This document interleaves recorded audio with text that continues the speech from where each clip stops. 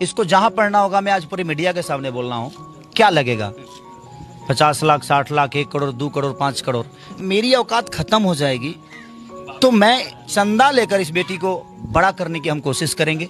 ये बात की बात नहीं है, ये करने की बात है। तो मेरी जो क्षमता होगी, जिस दिन ये लोग मेरे को बोलेंगे जे बाबू, क्योंकि मेरे को टाइम नहीं होता, वो आपको भी पता है, मैं जब जाऊंगा तो पता नहीं अपने काम में बिजी हो जाऊंगा।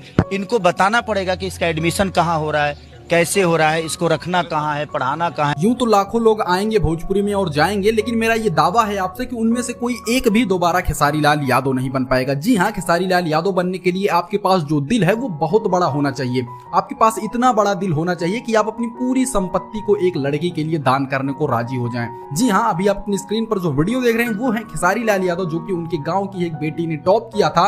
और खेसारी भैया इससे इतना ज्यादा खुश हो गए कि उन्होंने बोल दिया कि अगर इस लड़की को पढ़ाने के लिए करोड़ों रुपए भी खर्च करने पड़ेंगे, वो लड़की जो भी कोर्स करेगी उसको खेसारी भैया अपने पैसों पर कराएंगे। एक सुपरस्टार बनने के लिए आपको इन सब चीजों पर भी ध्यान देना होता है। वैसे खेसारी लाल के इस विचार के बारे में आपकी क्या राय है, हमको कमेंट जरूर कीजिएगा।